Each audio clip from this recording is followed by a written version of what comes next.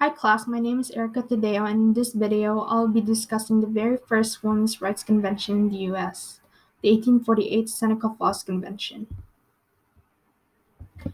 The Seneca Falls Convention was held on July 19 and July 20, 1848 at the Wesleyan Methodist Church in Seneca Falls, New York. The two-day conference was directly inspired by the World Anti-Slavery Convention of 1840 in London, England, where women's rights proponents and leaders Lucretia Mott and Elizabeth Cady Stanton, alongside other female abolitionists, were barred from vocalizing their support for the disintegration of slavery as an institution. Modeled after the Declaration of Independence, Stanton drafted the Declaration of Sentiments, a document that stated that all men and women are created equal, and went on to list 18 grievances that women suffered in the hands of men. The declaration was signed by 100 out of the 300 total attendees, but the subsequent criticism caused some to withdraw the names. Historical context. As education improved, so did women's status in society. In the 1800s, a fundamental shift in how women perceived the world around them came with the inclusion of greater numbers of women in traditional education and even higher education. Women saw education as a means to paid employment, with the most popular profession being a school teacher. Technology. The establishment of railroads, factories, and steamboats brought an influx of new ideas, people, and technology, revolutionizing human labor and family life. The market revolution not only opened up many job opportunities for women, it also helped them realize the disadvantages of being a woman out in the public sphere. Many female suffragists began as supporters of the abolitionist movement where they learned how to organize and publicize their efforts to the public. In anti-slavery conventions, they realized that men who opposed slavery were also opposed to women's active participation in the movement, which became the leading factor behind the conference at Seneca Falls Convention in 1848. Another influential factor for the gathering at Seneca Falls was the Second Great Awakening. The revival provided women ample cause to come together as a group to discuss church affairs and preach their beliefs to others. Their desire to participate in Mass and Bible studies encouraged them to learn how to read and interpret the Bible for themselves. Pro suffrage versus anti suffrage.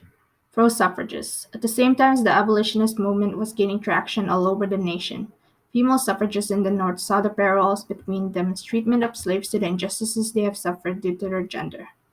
Given enough time and resources to assess their roles in society, these women chose to spend their leisure time pushing for social reforms such as the emancipation of slaves, banning of alcohol, and women's suffrage. Their active participation in the women's suffrage made the movement more organized and vocal about their withheld rights. Anti-suffragists. Upper-class women in the South knew that they stood to lose the most from the suffrage movement if the right to vote was extended to include all women. More specifically, they were hostile to the idea of being put in the same class as their own servants.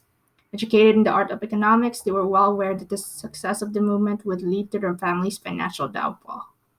Consequently, the anti-suffrage movement took the lead against the fight for women's voting rights in the South more than any other regions in the U.S. The excluded.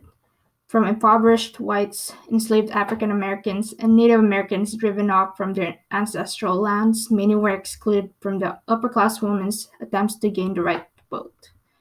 Working-class white women had no choice but to leave the domestic sphere to find work in order to feed and clothe their family, lacking the time and luxury to socialize among their peers.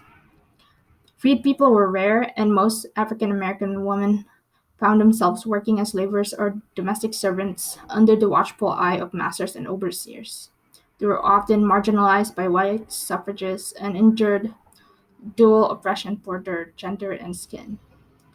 As for Native women, they eventually succumbed to the gender norms as frequent contact with Christian missionaries rose after forced relocation to Indian Territory, now known as Oklahoma, due to the Indian Removal Act of 1830. The lack of participation from these women, especially white women, encouraged anti-suffragists to make the argument that most women did not want the right to vote. Lasting legacy of the event. Many of the convention's female delegates went through decades-long struggle before the passage of the 19th Amendment on August 18, 1920. which granted all the right to vote without accounting gender. However, African Americans, Native Americans, and Asian American women continued to be sidelined after 1920. Despite the exclusion of these groups, it's still important to recount the story of Seneca Falls Convention and learn the historical context behind the gathering. Learning history draws attention to the women who have fought for the rights we have today and simultaneously highlights the ongoing struggles for women's equality. After all, they laid the foundation for modern women to succeed, be treated as human beings, and gain recognition through character and hard work rather than gender. Their efforts paved the way for minority groups and future reform movements to continue their cause despite the obstacles in the paths.